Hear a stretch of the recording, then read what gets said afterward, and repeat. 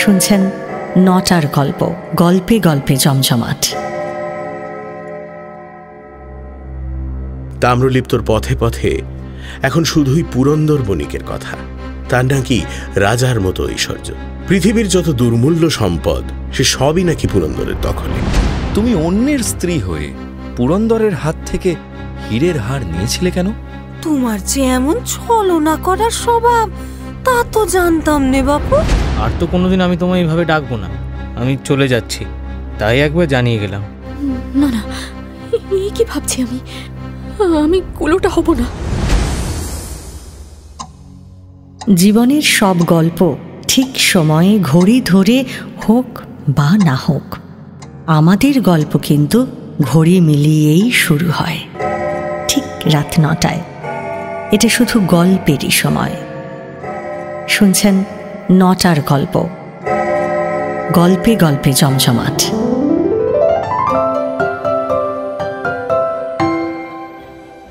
শুনছেন বঙ্কিমচন্দ্র চট্টোপাধ্যায়ের লেখা গল্প যুগলাঙ্গুরীয়।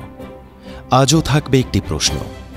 প্রথম ১০ জন সঠিক উত্তরদাতার নাম ঘোষণা করা হবে আগামী সপ্তাহের গল্পের শেষে। গত সপ্তাহের ১০ জন বিজয়ীর নাম ঘোষণা করা হয়েছে আজকের গল্পের শেষে। শুরু হচ্ছে আজকের গল্প যুগলাঙ্গুরীয়। তাম্রলিপ্ত শহরটা নিশ্চয়ই চেনেন। ব্যবসা বাণিজ্যে, ধনে মানে, উদ্যানে, অট্টালিকায় একেবারে থই থই করছে। এটা সেই সময়ের কথা বলছি যখন বণিক সমাজকেই নির্দ্বিধায় তাম্রলিপ্তর প্রভু বলা চলত। দেশের একজন রাজা ছিলেন ঠিকই, তবে শ্রেষ্ঠীদের প্রভাব তার চেয়ে কিছু কম ছিল না। ধনদাস বা শচীসূতর মতো কয়েকজন ধনী বণিকের দখলেই তাম্রলিপ্তর সিংহভাগ ব্যবসা। তাঁদেরই স্বচ্ছন্দে শ্রেষ্ঠী বলা যায়। ধনদাস শ্রেষ্ঠীর বাড়িটা এই অঞ্চলের সবচেয়ে সুন্দর বাড়ি। শহরের একেবারে শেষ প্রান্তে, ঠিক যেন ছবির মতো সাজানো বাগান বাড়িখানা বানিয়েছেন ধনদাস। সমুদ্রের তীরে সেই বাড়ি হলেও তার সামনে এসে সমুদ্র কিন্তু গর্জন করে না। ভোর থেকে বিকেল অবধি শুধুই পাখপাখালির কিচিরমিচির এবং মাঝে মধ্যে হাওয়ার সনসনানি। অন্য সব শব্দ সেখানে চুপ। আসলে হিরণময়ী খুব শান্ত প্রকৃতির মেয়ে তো, প্রকৃতির সঙ্গে তার ভারী সখ্য। তার আরও এক বন্ধু অবশ্য আছে। এই শহরের সবচেয়ে সুন্দর যুবকটির সঙ্গে তার প্রাণের মিতালি। হিরণময়ী হল ধনদাস বণিকের মেয়ে। বয়স তার বছর ১৬। আর যে যুবকের কথা বলছিলাম তার বয়স ২০ বছর। শচীসূত বণিকের ছেলে সে, পুরন্দর। তাম্রলিপ্তর প্রত্যেকে তাকে চেনে। হিরণময়ীর সেই প্রাণের বন্ধুর কথা বলছিলাম না, পুরন্দরই হল সেই বন্ধু। বাগানের একটা গাছের নিচে দাঁড়িয়ে দুজনে কথা বলছে। দুই অনাবিল সৌন্দর্য এভাবে একান্তে নিভৃতে আলাপ করলেও তাম্রলিপ্তর অবশ্য কিছু যায় আসে না। হিরণময়ী এবং পুরন্দরকে নিয়ে এখানকার সকলেরই বেশ উৎসাহ। উৎসাহের কারণটা অবশ্য পরে বলছি। আগে বরং ওই শিমুল গাছতলায় তাদের কাছ থেকে ঘুরে আসা যাক। বহুক্ষণ ধরেই দুটিতে ঠায় সেখানে দাঁড়িয়ে আছে। আজ তাদের কথা যেন শেষই হচ্ছে না। তোমাকে বলেছি না যখন তখন এভাবে ডেকে পাঠাবে না। তুমি কোনো কথা শোনো না দেখছি। সে কি, কদিন আগেও তো দেখা করার জন্য চিঠি পাঠাতে, আর তোমার সইরা তাদের কথা ভুলে গেলে? তোমার হুকুম নিয়ে আমার দরজায় তাদের যাতায়াত লেগেই ছিল যে, আর আমি একদিন ডেকেছি তাতে এত দোষ হয়ে গেল? সেসব দিন অনেককাল চলে গেছে। তখন আমার বয়স কম ছিল, কোনো কাজই বিশেষ দোষের ছিল না। কিন্তু এখন আমি আর বালিকা নই। তোমার সঙ্গে এভাবে এখানে একা একা দেখা করা ভালো দেখায় না।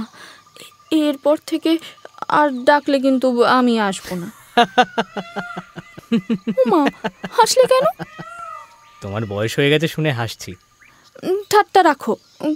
কেন ডেকেছো এখন বলো তো শুনি। আহা, রাগ করো না। আর তো কোনোদিন আমি তোমায় এইভাবে ডাকবো না। আমি চলে যাচ্ছি, তাই একবার জানিয়ে গেলাম। চলে যাচ্ছ? সে কি, কোথায় যাচ্ছ তুমি? সে অনেক দূরের দেশে, সেই সিংহল, সে এখান থেকে বহু দূর। সিংহলে? সে কি, কেন? কেন মানে? আমরা তো বণিক, বাণিজ্য করতে যাব, এটাই তো স্বাভাবিক, তাই না? স্বাভাবিক বলতে ঠিক যা বোঝায় সেই জিনিসগুলো হিরণময়ীর জীবনে এখনো ঘটেনি। এই যেমন ধরুন, তার বিয়ের বয়স অনেক দিনই পেরিয়ে গেছে। 16 বছরের মেয়ের এখনো যে বিয়ে হয়নি, তাম্রলিপ্তর মাটিতে এই বিষয়টা বেশ অস্বাভাবিক বই কি। হিরণময়ী অবশ্য মনের মতো স্বামী পাওয়ার জন্য 11 বছর বয়স থেকে একটানা 5 বছর এই সমুদ্র তীরে দেবতা সাগরেশ্বরী দেবীর পুজো করেছিল, কিন্তু তাতেও তার মনস্কামনা পূর্ণ হয়নি। প্রাপ্তবয়স্কা হিরণময়ী কেন এই যুবকের সঙ্গে একান্তে কথা বলে তা আজ আর কারোর অজানা নেই। হিরণময়ীর একমাত্র মনস্কামনা হল পুরন্দর। সেই 4 বছর বয়স থেকে যে মুখটি সে দেখে আসছে, তার বাইরে অন্য কোনো মুখ কোনোদিন তার চোখে পড়েনি, মনেও ধরেনি। শিশু বয়সের খেলাধুলো হোক কিংবা কিশোর বয়সের মান অভিমান, শচীসুত বণিকের ছেলে পুরন্দরই হিরণময়ীর একমাত্র সঙ্গী। দুজনের সম্পর্কে কোথাও এতটুকু জড়তা নেই, এতটুকুও কালিমা নেই। হিরণময়ী এবং পুরন্দরের 2 বণিক বাবা তাদের বিয়ের দিন অবধি ঠিক করে ফেলেছিলেন, কিন্তু আচমকা কি যে হলো না, হিরণময়ী বুঝতে পারে না। গোটা তাম্রলিপ্ত বুঝতে পারে না যে আচমকা কেন ধনদাস সৃষ্টি তার মেয়ের কপালটা এভাবে পুড়িয়ে দিলেন। বিয়ে দেবেন না বলে জেদ ধরে কেন বসে রইলেন? এমন কোন বজ্রপাত ঘটে গেল তা আজ অবধি কেউ জানে না। কিন্তু যেটা জানে তা হলো হিরণময়ী বা পুরন্দর কেউই আর এখনো অবধি 7 পাকে ঘোরার কথা ভাবতেই পারেনি। এই মুখ দুটি দেখলেই পড়শিদের বুক ঠেলে দীর্ঘশ্বাস উঠে আসে। তাদের ভাগ্যের কথা ভাবতে ভাবতে হিরণময়ী আর পুরন্দরও আড়ালে চোখের জল ফেলে। এই যেমন এখন পুরন্দরের কথা শুনতে শুনতে চোখ ছলছল করে উঠল তার। মাটিতে পড়ে থাকা একটি শুকনো ফুল দেখতে দেখতে কাঁপা কাঁপা গলায় সে জিজ্ঞেস করল, অন্যান্যবার তো তোমার বাবা যান, এবার তোমাকে যেতে হচ্ছে কেন? দেখো, আমার বাবার তো বয়স হচ্ছে, আমি তার একমাত্র উত্তরাধিকারী। এখন তো আমার রোজগার করার সময়, তাই জন্য বাবা আমাকে বাণিজ্যে যাবার অনুমতি দিয়েছেন। চলে যাবে বলে ঠিক করেই ফেলেছো একেবারে? হ্যাঁ, আমাকে যেতেই হবে। এই কথা বলার জন্যই এসেছি। যেদিন তোমার বাবা আমাদের বিয়েটা ভেঙে দিলেন, সেদিন থেকেই আমি সিংহল চলে যাব বলে ঠিক করেছি। যদি কোনোদিন তোমায় ভুলে যেতে পারি তাহলেই ফিরব, নইলে আমার শেষ যাওয়া। ও কথা বলো না গো, ও কথা বলো না। না, বলার মতো কথাও আমার ফুরিয়েছে। শুধু এইটুকু বলে যাই, আমার পৃথিবীতে তুমি ছাড়া আর কেউ নেই। গোটা পৃথিবী একদিকে থাকলেও তোমার সঙ্গে কারোর তুলনা চলে না হিরণময়ী, কারো না। তুমি আমায় ভালোবাসো আমি জানি, কিন্তু আজ না হোক কাল তুমি অন্য কারো স্ত্রী হবে হিরণময়ী, তোমার এক সংসার হবে। আমাকে আর মনে রেখো না তুমি। তোমার সঙ্গে যেন এই জন্মে আমার আর দেখা না হয়, আর দেখা না হয়। পুরন্দর যেও না, শোনো।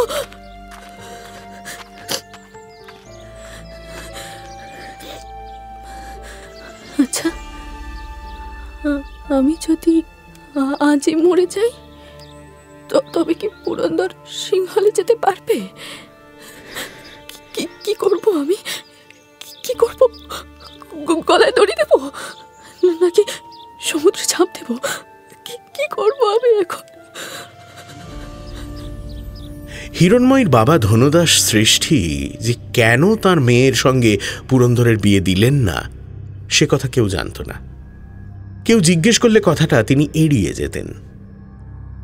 হিরণময়ীর অনেকগুলো সম্বন্ধই এসেছিল, কিন্তু ধনদাস কোনোটাতেই রাজি হলেন না। বিয়ের কথায় তিনি কানও দিতেন না।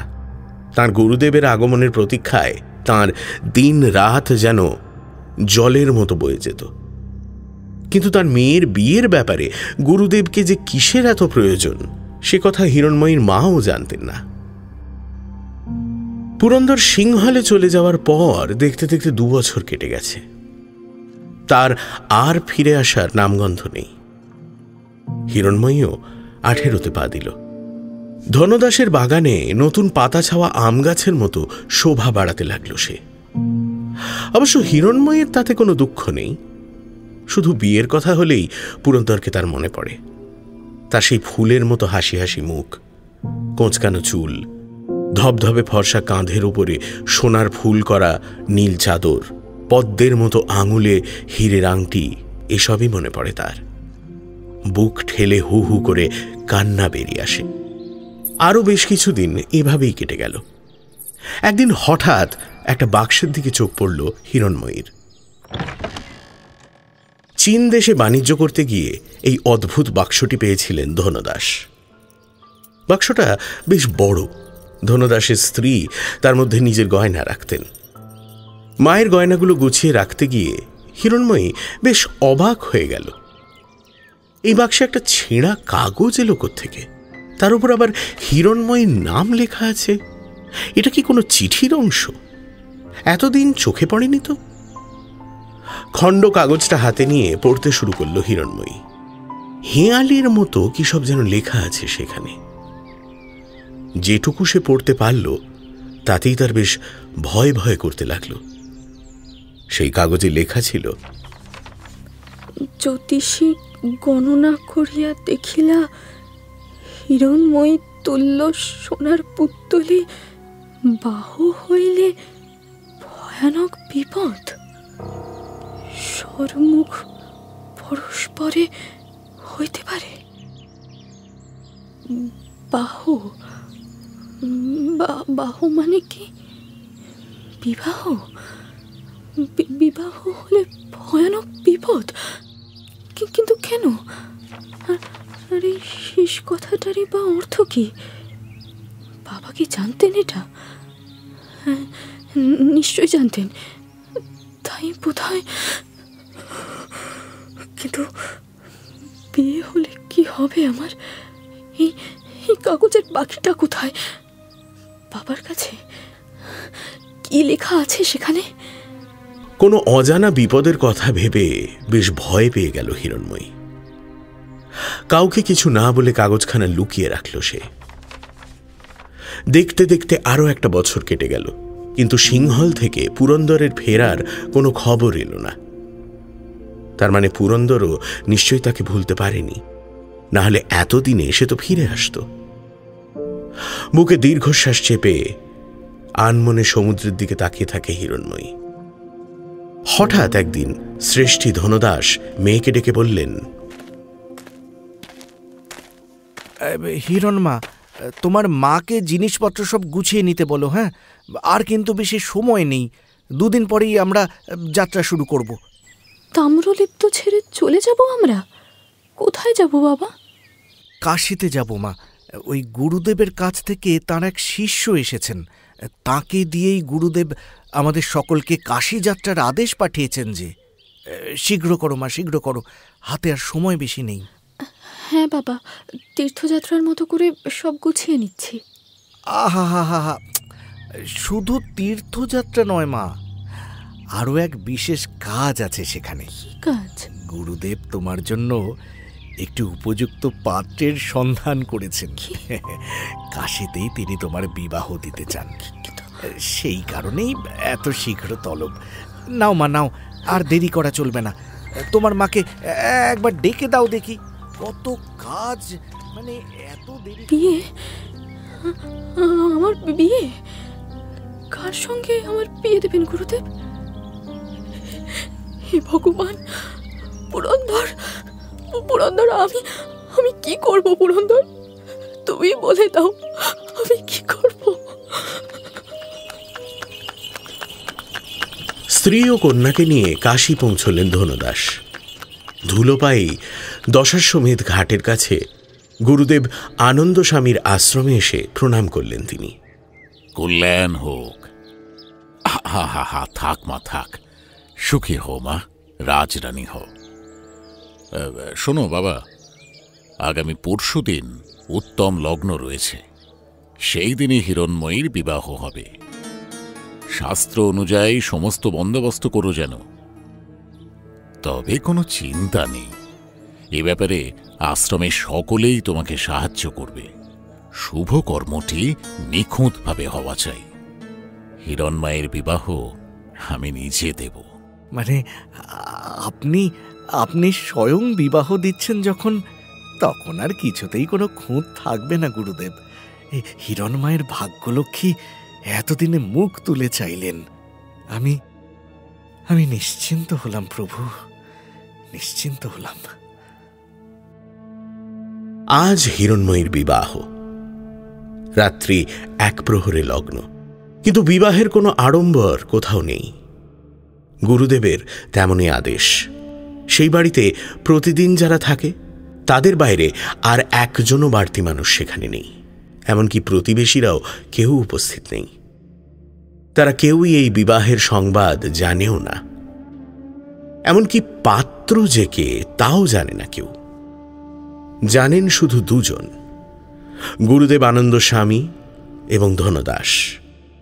গুরুদেবের প্রতি ধনদাসের অসীম আস্থা। তিনি স্বয়ং যখন দায়িত্ব নিয়েছেন, হিরণময়ীর কোনো অকল্যাণ হতেই পারে না। রাত ক্রমশ গভীর হল। যে ঘরে বিবাহ হবে সেই ঘরে সম্প্রদানের সমস্ত আয়োজন সেরে পুরোহিত একা বসে আছেন। ঘরের বাইরে বরের অপেক্ষায় একা দাঁড়িয়ে আছেন ধনদাস। আর অন্তর্মহলে কনের সাজে সেজে বসে আছে হিরণময়ী। ত্রিসীমানায় আর কোথাও কেউ নেই। হে ভগবান, হে মহাদেব, কি হচ্ছে এটা? কার সঙ্গে আমার বিয়ে হবে? কেন এত গোপনীয়তা?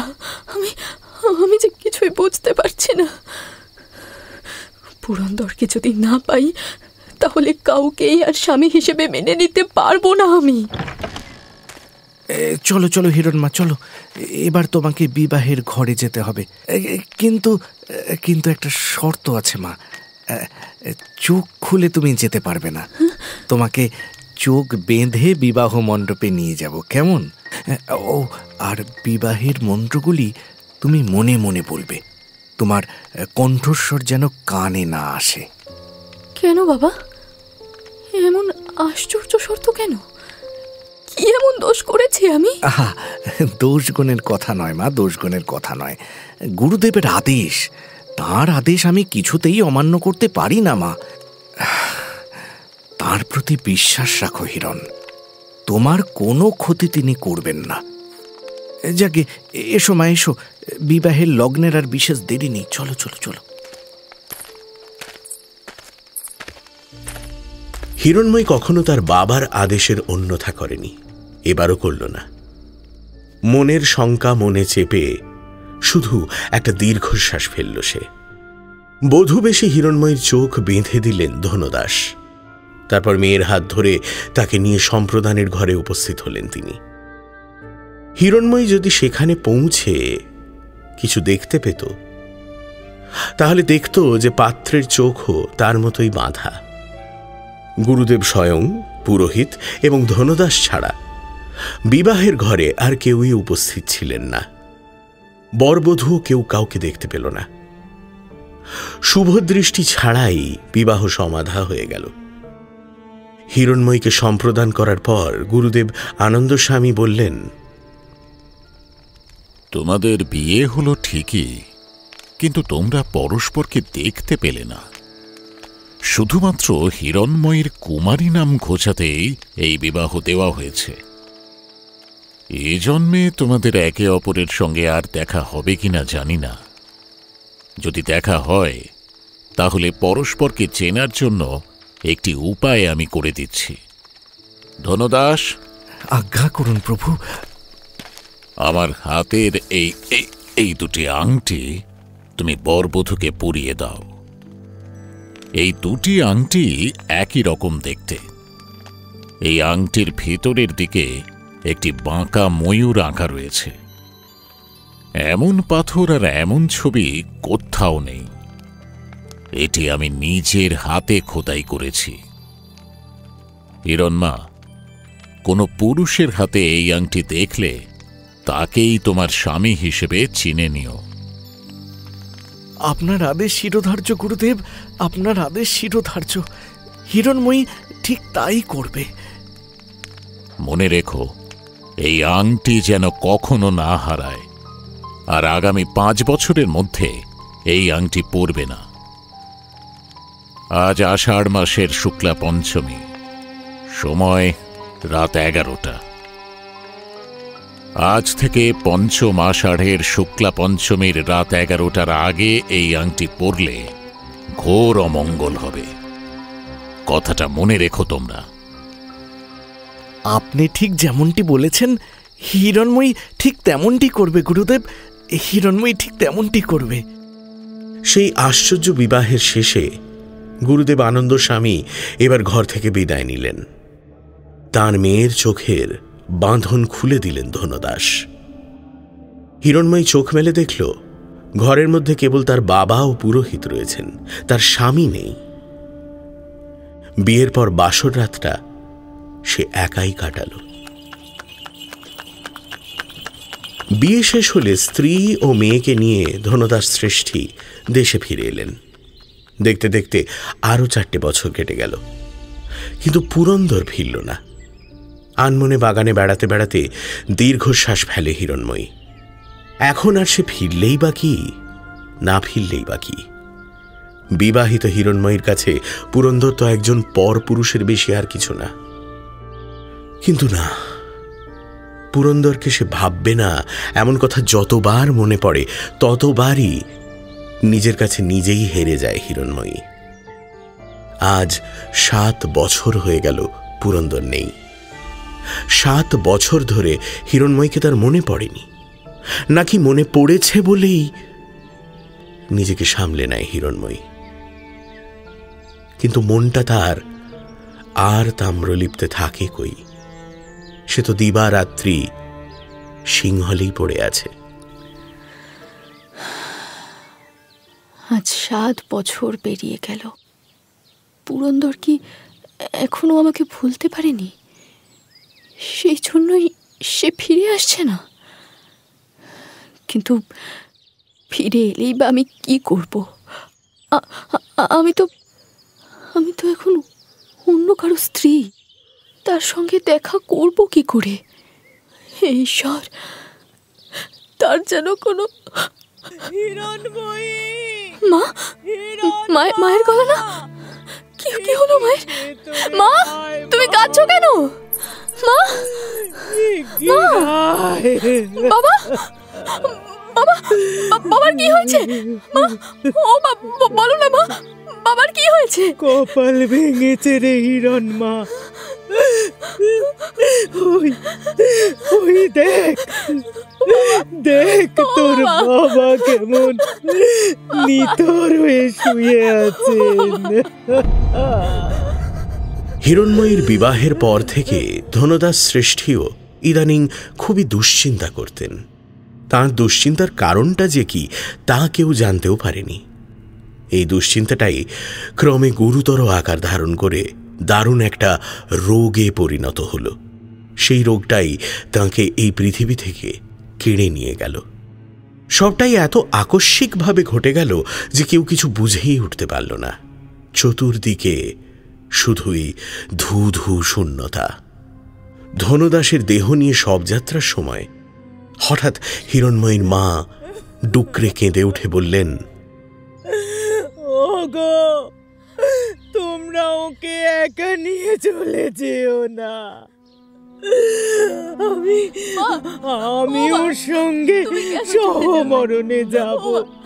সহমরণে আমাকেও নিয়ে যাও তোমরা।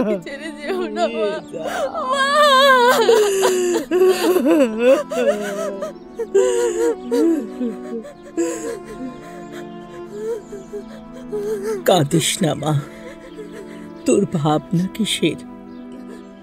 তোর তো একজন স্বামী আছেন, একদিন না একদিন তার সঙ্গে তোর ঠিক দেখা হবে। আর যদি তা নাও হয়, তুই তো আর ছোটটি নেই রে মা। তোর যা ধন সম্পত্তি রইল তা দিয়ে একা মানুষের নিশ্চিন্তে চলে যাবে। তুমি যেও না মা। আমাকে যেতেই হবে হিরণ, তিনি ছাড়া আমার যে আর কেউ নেই রে, কেউ নেই। হিরণময়ীর মায়ের কথা মিলল না। ধনদাসের মৃত্যুর পর দেখা গেল যে তিনি কিছুই রেখে যেতে পারেননি। গয়না, বাড়ি আর কিছু গৃহস্থালী জিনিস ছাড়া স্থাবর অস্থাবর সম্পদ বলতে আর কিছুই নেই। এই খবর জানতে পেরে হিরণময়ী বেশ অবাক হয়ে গেল। খোঁজ খবর নিয়ে এসে জানতে পারল বেশ কয়েক বছর ধরেই বাণিজ্যে ধনদাসের বিপুল ক্ষতি হয়েছে। কিন্তু কাউকে কিছু না জানিয়ে তিনি একাই পরিস্থিতি সামলানোর চেষ্টা করছিলেন। সেই জন্যই এত বেশি দুশ্চিন্তা ছিল তাঁর।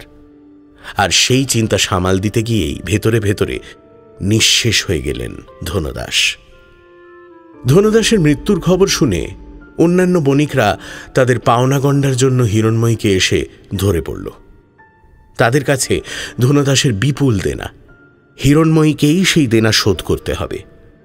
খোঁজ খবর নিয়ে হিরণময়ী জানতে পারল যে এই বণিকরা ঠিক কথাই বলছে। নিজের যা কিছু সম্পত্তি আছে সে সমস্ত বিক্রি করে বাবার ঋণ মেটানোর সিদ্ধান্ত নিল হিরণময়ী।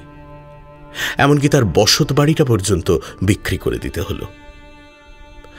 শ্রেষ্ঠী কন্যা হিরণময়ীর এখন নিজস্ব কোনো ঘর নেই, অলংকার নেই, দাস দাসী আসবাব কিছুই নেই। সে কি খাবে, কি পরবে, কিভাবে থাকবে কিছুই জানে না হিরণময়ী। নিজের ভিটেমাটি ছেড়ে শ্রেষ্ঠী কন্যা এখন শহরের শেষ প্রান্তে এক কুটিরের ভেতর একা একা বাস করতে লাগল। এই চরম সংকটের দিনে গুরুদেব আনন্দ স্বামীকে সে মনে মনে স্মরণ করতে লাগল। হিরণময়ী জানে যে তিনিই তার একমাত্র আশ্রয়, কিন্তু তার সংবাদ জানিয়ে গুরুদেবের কাছে পাঠানোর মতো কোনো লোক খুঁজে পেল না হিরণময়ী। হিরণময়ী যুবতী, তার উপর সে ডাকসাইটে সুন্দরী। একা কুটিরে সে একলা থাকবে কিভাবে? বিপদের ভয়, কলঙ্কের ভয়, সমাজে কত ভয়ই তো আছে। অমলা নামে একটি গোয়ালের বিধবা মেয়ে ছিল তার প্রতিবেশী। অমলাকে প্রায় প্রৌঢ়া বলা চলে। তার ছেলেমেয়েরা সকলেই যে যার ঘরে প্রতিষ্ঠিত, কোনো পিছুটান নেই। রাতের বেলা সেই অমলা এসে হিরণময়ীকে পাহারা দিত। এভাবেই কেটে গেল বেশ কিছুদিন। একদিন ছুটতে ছুটতে হিরণময়ীর কাছে এলো অমলা। উত্তেজনায় সে তখন হাঁপাচ্ছে। হিরণ, আরে খবর পেয়েছো? এই পুরন্দর বণিক নাকি ৮ বছর পরে শহরে ফিরে এসছে গো। বেশ। ও কি গো? হ্যাঁ, শুধু বেশ?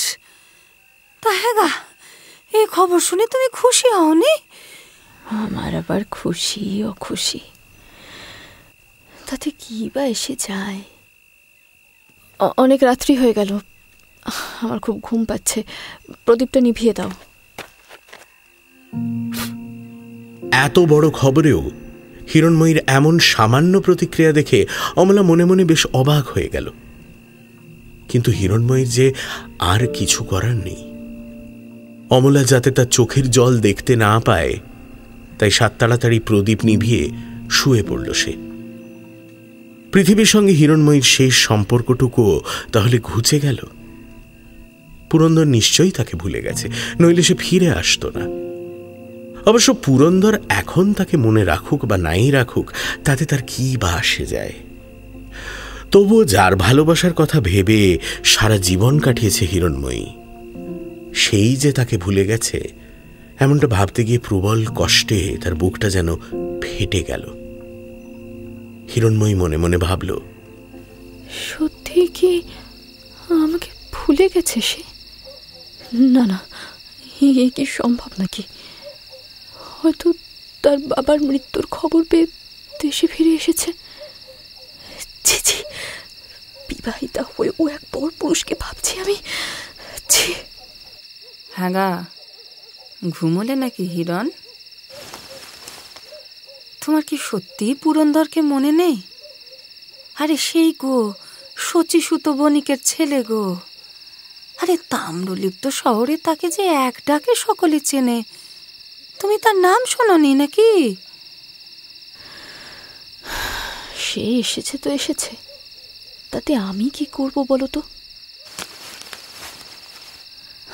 তাম্রলিপ্ত অনেক বড় শহর, এখানে যে কেউ ফিরে আসতে পারে। আমার অনুমতি নেওয়ার দরকার নেই কারো। আরে জেগে আছো তবে?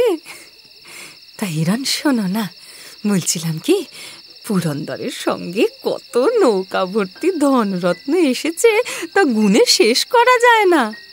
তা এত ধন নাকি তাম্রলিপ্তে কেউ কখনো দেখেইনি। ভালো, যার কপালে এই ধনরত্ন যাবে সে রাজরানী হয়ে যাবে অমল। তার জন্মশোধের সমস্ত দুঃখ খুঁজে যাবে। আমার মতো গরিবের আর সেসব কথা শুনে কি লাভ? দরিদ্রের ঘরে ধনের গল্প করতে নেই, বুঝলে? লক্ষ্মী দেবী কুপিতা হন। থাক ওসব কথা, এখন সত্যিই অনেক রাত হলো। তা বলছি, তোমাদের পুরন্দর বণিকের স্ত্রী পরিবার কেউ সঙ্গে আসেনি? না গো না, তারা কোত্থেকেই বা আসবে? এই পুরন্দর বণিক শুধু বাণিজ্যই করেছে গো, বিয়েটা আর করতে পারেনি। বিয়ে করেনি?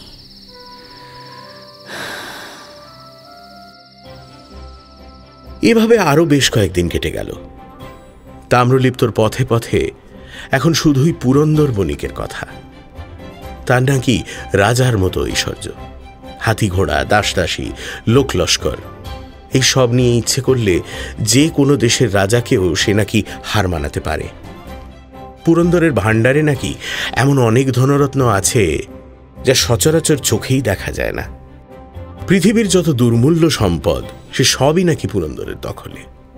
তাম্রলিপ্তর শ্রেষ্ঠ বণিক সে, তাই তাকে নিয়ে গল্প, চর্চার কৌতূহল যেন বেড়েই চলে। কাজকর্মে কিংবা নিছক উদাসীন অভ্যেসে পথে বেরোলেই পুরন্দরের কথা শুনতে পায় হিরণময়ী। শুনতে শুনতে স্থির হয়ে দাঁড়িয়ে পড়ে সে। সম্বিত ফিরে পেলে এক ছুটে নিজের ঘরে ফিরে এসে মুখ ঢেকে বসে থাকে। পুরন্দরকে নিয়ে তাম্রলিপ্ত যখন আত্মহারা, এমন এক সময় একদিন অমলা তার কাছে এসে অবাক বিস্ময়ে বলল, হ্যাঁ গা, তুমি কেমন মেয়ে গা? তোমার যে এমন ছলনা করার স্বভাব তা তো জানতাম নে বাপু। কেন, কি হয়েছে অমলা? কি ছলনা করেছি আমি? মা গো মা, তোমার মনে মনে এত? হ্যাঁ, বলি পুরন্দর বণিকের সঙ্গে তোমার জানাশোনার কথাটা আমার কাছ থেকে এমন বেমালুম লুকিয়ে রেখে দিলে। কই, তখন তো বললেনি তুমি তাকে ছোটবেলা থেকেই চিনতে। ও, এই কথা? এ আর বলার কি আছে? এমন কত মানুষের সঙ্গেই তো চেনা জানা হয়ে যায়, সব কি আর বলার মতো নাকি? নাও বোঝো ঠেলা, কত মানুষ আর পুরন্দর সৃষ্টি সে কি এক হলো নাকি গো মেয়ে? হ্যাঁ, পুরন্দর হলো গে রাজা গো রাজা, তার নাম করে লোকে বলতে যাচ্ছে, আর তুমি কি না এত বড় খবরটা আমাকে দিলেই না? না, বলার মতো তেমন কিছু নয়। ছোটবেলায় উনি আমার প্রতিবেশী ছিলেন, এইটুকুই। এর বাইরে আর কি বলবো বলো? শুধু প্রতিবেশী? তাই হবে। তাই দেখো দেখি তোমার জন্য কি নিয়ে এসেছি আমি। কি নিয়ে এসেছো গো অমলা? আরে দেখোই না, দেখলে একেবারে অজ্ঞান হয়ে যাবে গো। এ কি, এ যে হীরের হার, এর যে অনেক দাম। এ হার তুমি কোথায় পেলে অমলা? কোথায় পেলাম? পেলাম শ্রেষ্ঠীর কাছ থেকে। আরে পুরন্দর গো পুরন্দর, তা বণিক আমাকে ডেকে এও বলেছে যে সে নাকি তোমার অতি পরিচিত, তাই তার এই হার তুমি কখনো ফিরিয়ে দেবে না। আরে আমি যে তোমার সঙ্গে থাকি তা পুরন্দর শ্রেষ্ঠী জানে, তাই আমাকে ডেকেছিল সে, বুঝলে? নাও নাও গো নাও, এই হার ধরো এবার। এই হারে তোমাকে সত্যি যা মানাবে না হিরণ। না অমলা, এই হার আমি নিতে পারবো না। বণিকের কাছে গিয়ে এই হার তুমি ফিরিয়ে দিয়ে এসো। হ্যাঁ, সে কি? তুমি কি পাগল হলে নাকি হিরণ? নাকি তুমি আমার কথা বিশ্বাস করছো না? আরে বাবা, এই হারের দাম তোমার চেয়ে ভালো আর কেউ জানবে না। হিরণ, তুমিও তো বণিকের মেয়ে, ভেবে দেখো দেখিনি, এই হারখানা পেলে সারা জন্মের মতো দারিদ্র ঘুচে যাবে গো। তোমাকে আর কোনো কষ্টই তো করতে হবে না। আমি জানি অমলা, তোমার কথা বিশ্বাসও করেছি, কিন্তু এই হার আমি নিতে পারবো না। তুমি যাও, ফিরিয়ে দিয়ে এসো। না বাপু না, সেই বণিককে গিয়ে এই হারখানা আমি ফেরত দিতে পারবো না। বাপরে, তাহলে সে আমার নামে অনেক কুকথা রটাবে। বলবে বলবে তোমাকে না দিয়ে আমি হার নিশ্চয় বাজারে বেচতে গিয়েছিলাম, সেখানে সুবিধে করতে না পেরে আবার তাকে ফেরত দিতে এসেছি। না না বাবা, সে বড় বিপদের কথা। তার চেয়ে বরং তুমি এক কাজ করো, তুমি নিজেই গিয়ে ফেরত দিয়ে এসো না হয়, সে তো তোমার নিজের চেনা মানুষ। না অমলা, আমি যাব না, তুমি যাও। আমি বলছি তো, কিছু হবে না। পুরন্দর বণিক তোমাকে সন্দেহ করবে না, তোমার কোনো ভয় নেই। হিরণময়ী বলল বটে যে তার কোনো ভয় নেই। অমলা কিন্তু পুরন্দরের কাছে গেল না। সেই হার নিয়ে সে সোজা রাজবাড়িতে এসে দাঁড়ালো। তাম্রলিপ্তর মহারাজার নাম মদন দেব। যেমন সুন্দর দেখতে, তেমনি তার সজ্জন স্বভাব। রাজামশাইকে ভালোবাসে না, ভক্তি করে না, এমন কোনো মানুষের রাজ্যে নেই। রাজা মদন দেবের বিদ্যা, বুদ্ধি, বিবেচনাবোধ সবই বড় তীক্ষ্ণ। তাঁর রাজত্বে সকলেই সুখ শান্তিতে থাকে। দোষীরা উপযুক্ত সাজা পায়, যোগ্যরা পুরস্কার পায়। হিরণময়ীর কাছ থেকে সেই হার ফিরিয়ে এনে রাজা মদন দেবের সামনে গিয়ে দাঁড়ালো অমলা। কে তুমি? এখানে কেন এসেছ? আমার কাছে কি চাও? মহারাজ, মহারাজ, আমার অপরাধ নেবেননি গো। আমি গোয়ালিনী মেয়ে, আমার নাম অমলা। এই বহুমূল্য হারখানা আপনাকে দিতে এসেছি গো মহারাজ। এই হারখানা আপনার গলাতেই মানায়। আপনি যদি দয়া করে এই হার গ্রহণ করেন, তাহলেই আমি কৃতার্থ হব মহারাজ। কই দেখি, কি হার এনেছো তুমি? এই যে মহারাজ, এই দেখুন, এই যে। বাহ, এ তো অতি চমৎকার হার। বেশ, তোমার কাছ থেকে এই হার আমি কিনে নিলাম। কই, কে আছো? এই গোয়ালিনীকে কোষাগারে নিয়ে যাও, এই হারের উপযুক্ত স্বর্ণমুদ্রা দাও একে। অমলা যে মহারাজ মদন দেবের কাছে গিয়ে সেই হার দিয়ে এসেছে, সে কথা হিরণময়ী জানতে পারল না। আরো বেশ কিছুদিন এভাবেই কেটে গেল। একদিন পুরন্দর বণিকের কাছ থেকে এক পরিচারিকা এসে হিরণময়ীকে বলল, আমি পুরন্দর শ্রেষ্ঠীর পরিচারিকা। আপনি আমার প্রভুর বাল্যসখী। তিনি আপনার বাবার বাড়িখানি পাওনাদারদের কাছ থেকে কিনে নিয়ে আপনার জন্য সাজিয়ে দিয়েছেন। আমার বাড়িটা আবার আমার হয়ে গেছে? সত্যি বলছো তুমি? এই পাতার কুটিরে আর থাকবেন না। দয়া করে নিজের বাড়িতে গিয়ে বাস করুন। হ্যাঁ গো মেয়ে, সত্যি? তুমি শুনলে না ওই দাসী কি বলল? তোমার বাড়ি এখন তোমারই। চলো না হিরণ, সেই বাড়িতেই আমরা সবাই ফিরে যাই। হ্যাঁ, এই কুটিরে কি তোমাকে মানায়? কারো দয়ার দান আমি নিতে পারি না অমলা, কিন্তু ওই বাড়িটাই আমার বাবা মায়ের একমাত্র স্মৃতি। জগতে আর নিজের বলতে আমার কিছুই নেই। ওখানে আমি যাব। তুমি আমার সঙ্গে যাবে তো? হ্যাঁ, সে আর বলতে, তোমাকে একা রেখে আমি কোথাও যাব না গো মেয়ে, কোথাও যাব না। শোনো দাসী, তোমার প্রভুকে গিয়ে বলো তাঁর এই দানটি আমি গ্রহণ করলাম। আমার নিজের বাড়িতে গিয়ে থাকবো আমি। কাজে কর্মে পুরন্দরের বাড়িতে যেত অমলা। সেখানে ফাই ফরমাস খেটে বেশ ভালো রোজগারও করত সে। যদিও হিরণময়ীর তাতে প্রবল আপত্তি, কিন্তু তার চোখের আড়াল হলেই অমলা যে পুরন্দরের বাড়িতে যাওয়া বন্ধ করেনি তা অবশ্য আন্দাজ করেছিল হিরণময়ী। এভাবে আরও কিছুদিন কেটে গেল।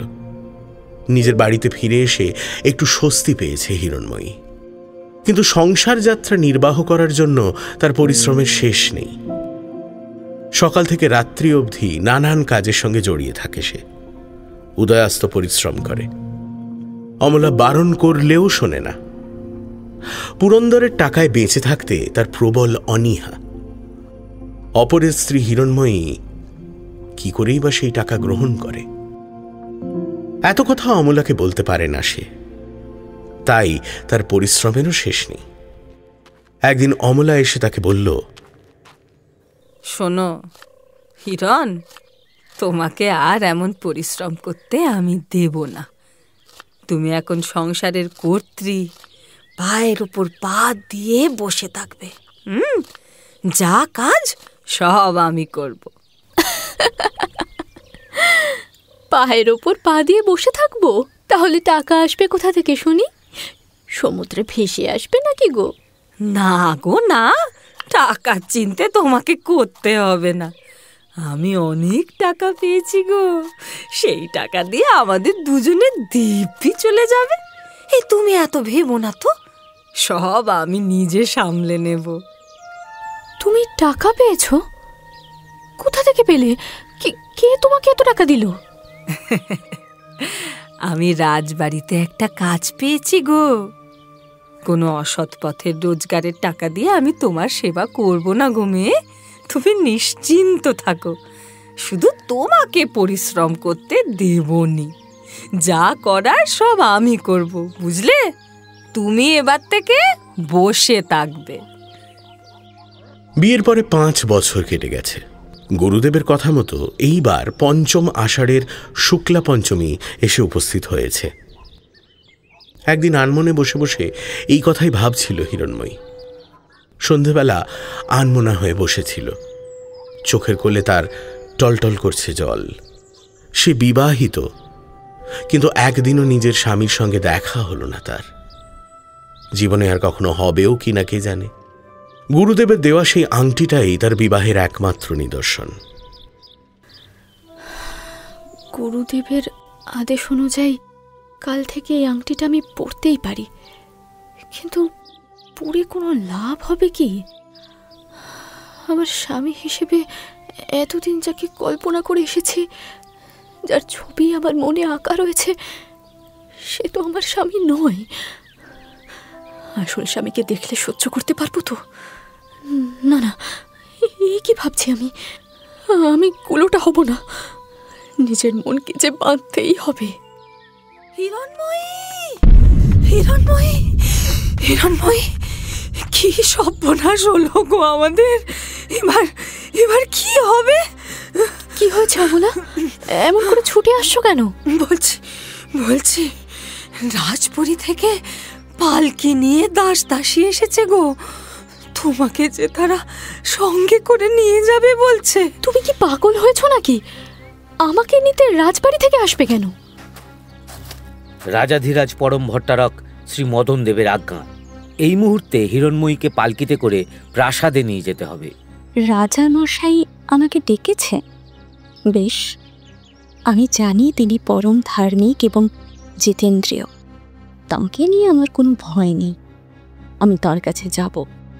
কিন্তু আমি একা নই, অমলাও আমার সঙ্গে যাবে। সে আপনার ইচ্ছা। এখন চলুন দেবী।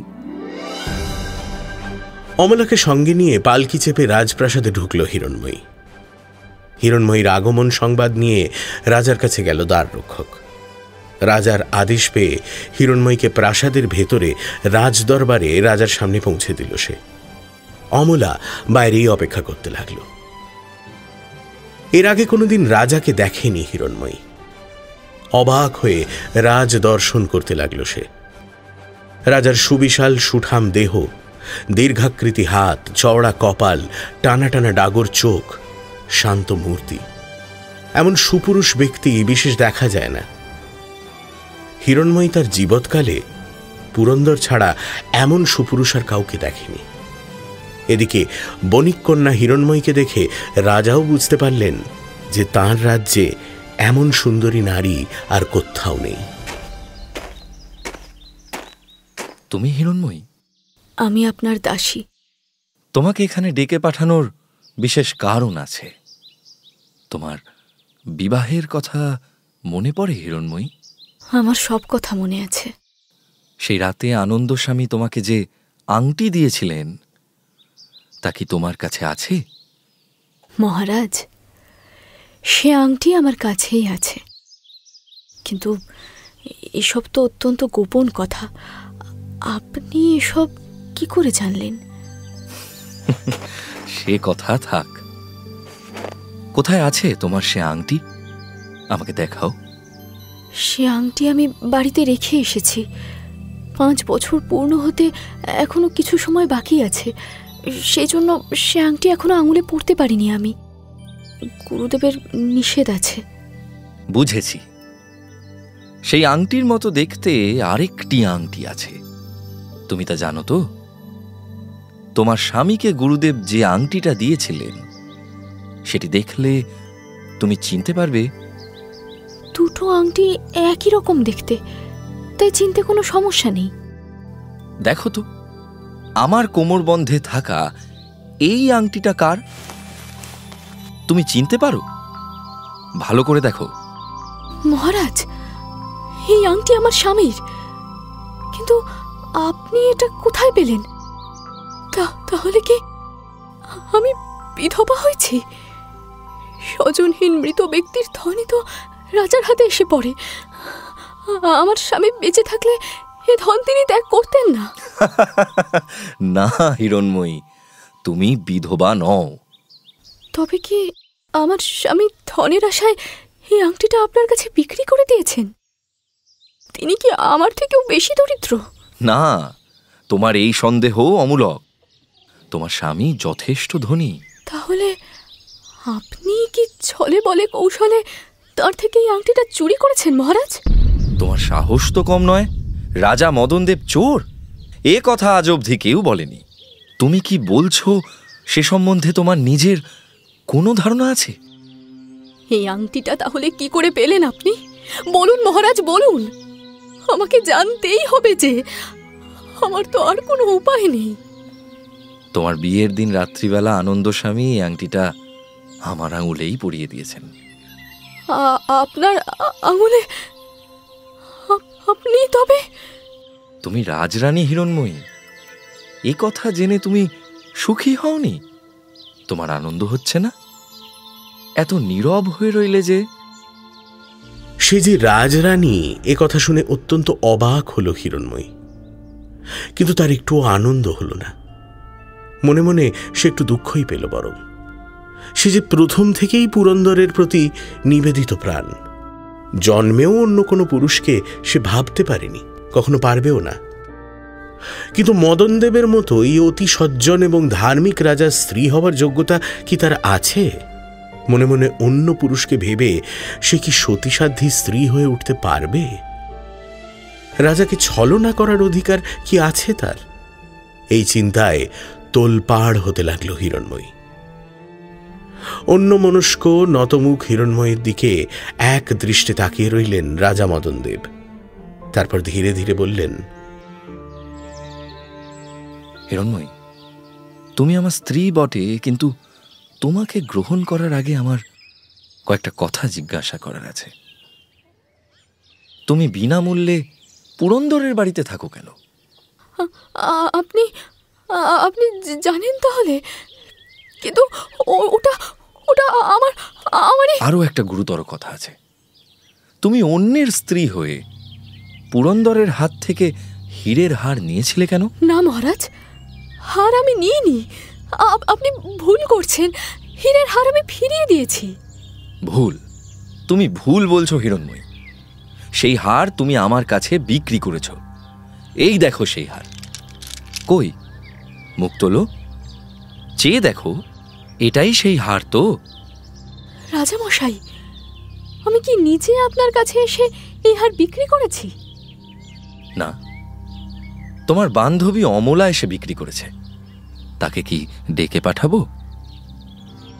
মহারাজ, আমার অপরাধ ক্ষমা করুন। অমলাকে ডাকার কোনো দরকার নেই। এই হার বিক্রির কথা আমি স্বীকার করে নিচ্ছি। মেয়ে মানুষের চরিত্র বোঝা দেয়। তুমি অন্যের স্ত্রী হয়ে পুরন্দরের হাত থেকে এই হার গ্রহণ করলে কেন? ভালোবাসার উপহার বলে গ্রহণ করেছি। সে কি ভালোবাসার উপহার মানে? মহারাজ, আমি কুলোটা নারী। আমি আপনার যোগ্য নই। আমি আপনাকে প্রণাম করছি। আমাকে বিদায় করুন। আমার সঙ্গে বিয়ের কথা আপনি ভুলে যান। ভুলে যাব না হিরণময়ী, তোমারই জয় হলো। আমি হেরে গেলাম। তুমি কুলোটা নও, আর আমিও তোমার স্বামী নই। এসব কি বলছেন মহারাজ? আমি তো কিছুই বুঝতে পারছি না। দাঁড়াও হিরণময়ী, চলে যেও না। 6 বছর আগে তুমি তোমার মায়ের গয়নার বাক্সের মধ্যে একটা চিঠির অর্ধাংশ পেয়েছিলে। তা কি তোমার সঙ্গে আছে? সেই চিঠির কথা জানেন মহারাজ? হ্যাঁ, সেই চিঠি আছে, তবে এখানে নেই, আমার বাড়িতে আছে। তুমি আবার পালকি করে বাড়িতে গিয়ে সেই চিঠির অর্ধাংশটা নিয়ে এসো। তুমি এলেই তোমাকে সব কথা খুলে বলবো। পরপর কি যে ঘটে চলেছে সেসব কিছুই বুঝতে পারছে না হিরণময়ী। রাজার আদেশে পালকি করে নিজের বাড়িতে ফিরে এলো সে। বাড়ি থেকে চিঠির অর্ধাংশটি নিয়ে আবার রাজার কাছে ফিরে গেল হিরণময়ী। রাজা সেই ছেঁড়া অংশটুকু দেখে আরেকটি বাক্সের ভেতর থেকে চিঠির বাকি অংশটা বার করে হিরণময়ীর হাতে দিলেন। তাঁর আদেশে সেই দুটো টুকরো এক করে পড়তে লাগলো হিরণময়ী। সেখানে লেখা আছে, জ্যোতিষ গণনা করে দেখলাম যে তুমি যা ভেবেছ তা করা যাবে না। হিরণময়ীর মতো সোনার পুতুলকে কখনোই চিরবৈধব্যের দিকে নিয়ে যাওয়া যেতে পারে না। তার বিয়ে হলে ভয়ানক বিপদ হবে। গণনা করে জেনেছি যে তার চিরবৈধব্য ঘটবে। তবে 5 বছর পর্যন্ত একে অপরের যদি মুখদর্শন না করে, তবে এই গ্রহ থেকে যাতে নিষ্কৃতি পেতে পারে তার বিধান আমি করে দিতে পারি। এই চিঠি আনন্দস্বামী তোমার বাবাকে লিখেছিলেন, বুঝতে পারছো এবার? হ্যাঁ মহারাজ, এই চিঠির বিষয়টা এখন বুঝতে পারছি। কেন আমাদের বিয়ের সময় চোখ বন্ধ করা হয়েছিল, আর কেনই বা গোপনে সেই অদ্ভুত বিয়ে হয়েছিল, কেনই বা 5 বছর সেই আংটি পরতে পারিনি, সেই সব কিছু এখন বুঝতে পারছি। কিন্তু এর মধ্যে যে আপনি কি করে জড়িয়ে পড়লেন সে কথাটা বুঝতে পারছি না। নিশ্চয়ই এ কথা বুঝতে পারছো যে এই চিঠি পেয়েই তোমার বাবা পুরন্দরের সঙ্গে তোমার সম্বন্ধ ভেঙে দিয়েছিলেন। পুরন্দর সেই দুঃখেই সিংহলে চলে গেল। হ্যাঁ মহারাজ, সে কথাও এখন বুঝতে পেরেছি। কিন্তু এর বাইরে বাকি সবটাই আমার কাছে রহস্য হয়ে আছে মহারাজ। আপনি দয়া করে সব কথা আমাকে খুলে বলুন। হিরণময়ীর অনুরোধে রাজা মদনদেব এবার সেই রহস্য উদ্ঘাটন করতে শুরু করলেন। সে এক আশ্চর্য কাহিনী। ধনদাস শ্রেষ্ঠীর পরিবারের গুরুদেব আনন্দস্বামী হিরণময়ীর জন্য একটি পাত্র ঠিক করে রেখেছিলেন। তার কুষ্ঠি গণনা করে জানতে পেরেছিলেন পাত্রটি 80 বছর বয়স পর্যন্ত বাঁচবে। তবে 18 বছরের আগে বিবাহ হলে তার মৃত্যুর সম্ভাবনা ছিল। বিয়ের 5 বছরের মধ্যে স্ত্রী সহবাস করলেও তার জীবন বাঁচানো যেত না। সুতরাং পাত্রের বয়স 23 পেরোলে আনন্দস্বামী হিরণময়ীর সঙ্গে তার বিবাহ আয়োজন করেন। কিন্তু এতদিন অবিবাহিত থাকলে হিরণময়ীর মন যদি চঞ্চল হয়ে ওঠে, সে যদি জেদ করে পুরন্দরকে বিয়ে করে ফেলে, সেই ভেবে তাকে ভয় দেখাবার জন্য এই চিঠির টুকরো ওই গয়নার বাক্সর মধ্যে রাখা ছিল। তারপর যথাসময়ে তার বিয়ে দিয়ে স্বামীর সঙ্গে যাতে 5 বছর দেখা না হয় সে কৌশলও করেছেন গুরুদেব আনন্দস্বামী। কিন্তু এর মধ্যে এক গুরুতর সমস্যা দেখা দিল। পিতৃবিয়োগ এবং মায়ের সহমরণের পর তাম্রলিপ্ত শহরে এসে দূর থেকে হিরণময়ীর দারিদ্র নিজের চোখে দেখলেন আনন্দস্বামী।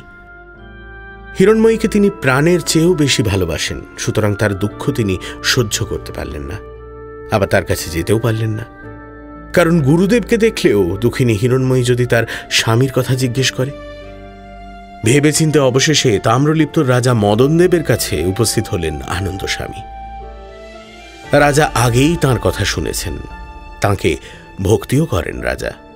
এবার সামনে সাক্ষাৎ আনন্দস্বামীকে দেখতে পেয়ে সসম্মানে উঠে দাঁড়িয়ে তাঁকে প্রণাম করলেন মহারাজা মদনদেব। গুরু আনন্দস্বামী, আমার কি সৌভাগ্য! তাম্রলিপ্ত রাজপ্রাসাদ ধন্য হলো প্রভু। আমার প্রণাম গ্রহণ করুন। কল্যাণ হোক। আপনি দেশের রাজা, তাই আপনার কাছে একটি বিশেষ অনুরোধ নিয়ে এসেছি মহারাজ। আমার হয়ে একটি কাজ আপনাকে করে দিতে হবে। আদেশ করুন প্রভু। আপনার রাজ্যে ধনদাস শ্রেষ্ঠীর মেয়ে হিরণময়ী বাস করে।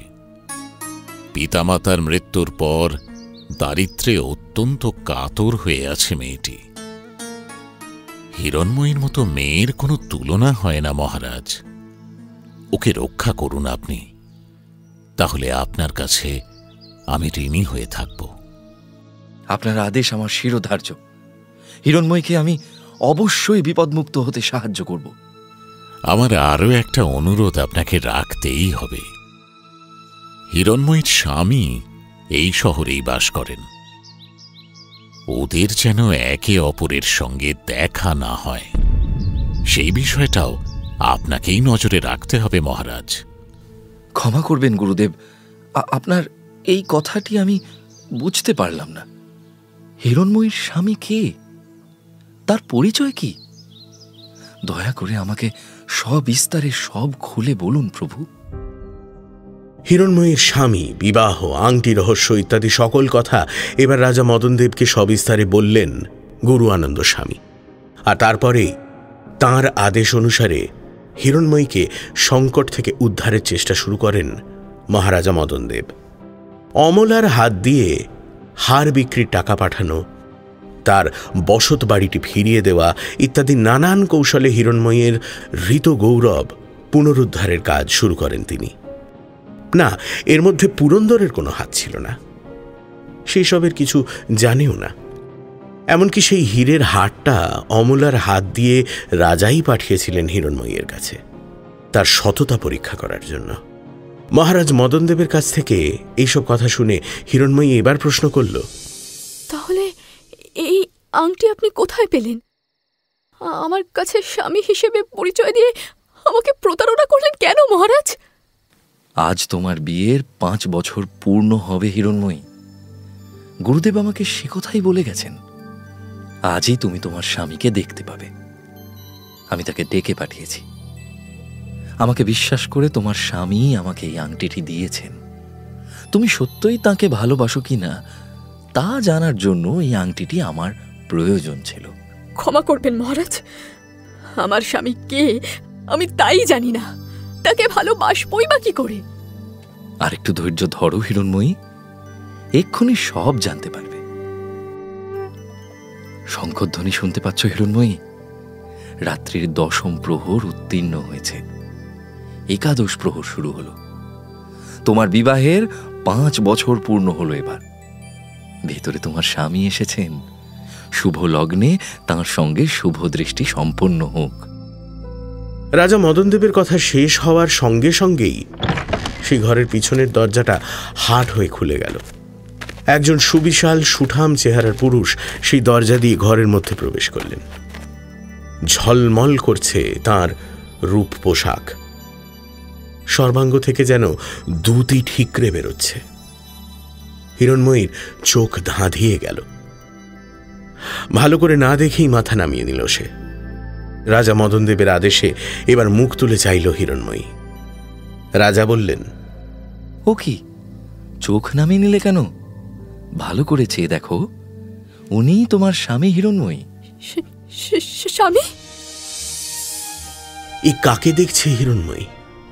তার চোখকেও সে বিশ্বাস করতে পারছে না। সে কি স্বপ্ন দেখছে নাকি বাস্তবের মাটিতে দাঁড়িয়ে আছে সে? বিস্ময়ে থ হয়ে গেল হিরণময়ী। এও তবে সম্ভব? সামনে যে পুরন্দর দাঁড়িয়ে আছে, সেও তার স্ত্রীকে চেনে না। বিবাহের রাতে তারও চোখ বাঁধা ছিল।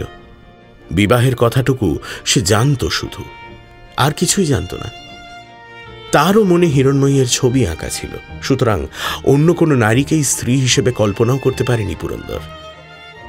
রাজা মদনদেব যখন তাকে স্ত্রীর সঙ্গে দেখা করার কথা বলেছিলেন, সে কথায় বিন্দুমাত্র উৎসাহ ছিল না তার।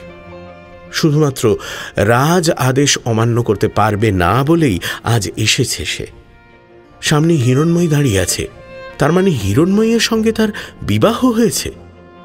নিজের চোখকেই বিশ্বাস করতে পারছে না পুরন্দর। হিরণময়ী, তুমি?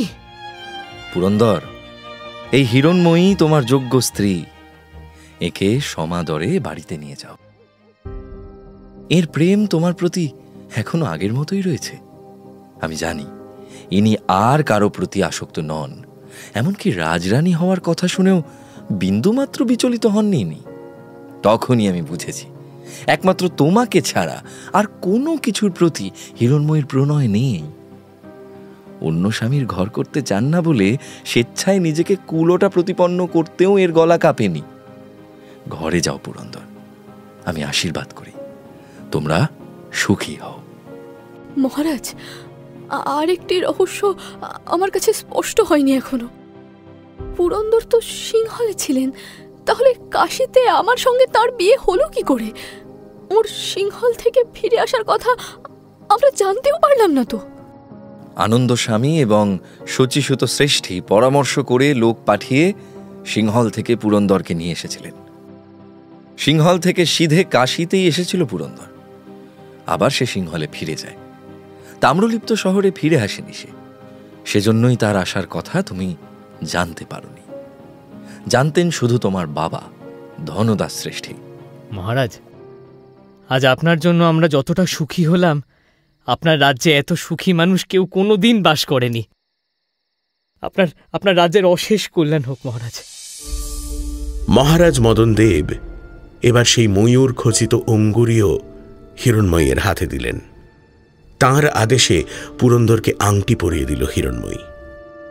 অনুরূপ আরও একটি আংটি হিরণময়ীর আঙুলে পরিয়ে দিল পুরন্দর। অগ্নিশিখার সামনে দাঁড়িয়ে শুভদৃষ্টি হল তাদের।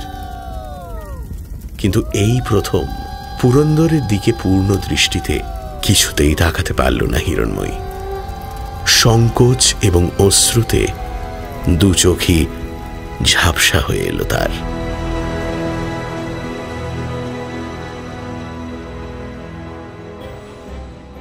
শুনলেন বঙ্কিমচন্দ্র চট্টোপাধ্যায়ের লেখা গল্প যুগলাঙ্গুরীয়। আজকের প্রশ্ন, গুরুদেবের দেওয়া আংটির মধ্যে কি খোদাই করা ছিল? গত সপ্তাহের শেষের কবিতার দ্বিতীয় পর্বের প্রশ্ন ছিল, কার লেখা চিঠি দিয়ে এই গল্পটি শেষ হল? প্রথম 10 জন সঠিক উত্তরদাতা হলেন রুধি, মৌসুমী হালদার অধিকারী, ঝিলিক, রিপম সাহা, প্রিয়া নস্কর, সাবিত্রী, রিয়া বাগ, দেবপম দাস, মিতা হোমচৌধুরী ও মণিমালা মোহন্ত। নটার গল্প, গল্পে গল্পে জমজমাট। আমাদের এই চ্যানেলটি শেয়ার ও সাবস্ক্রাইব করুন। বেল আইকন প্রেস করতে ভুলবেন না কিন্তু।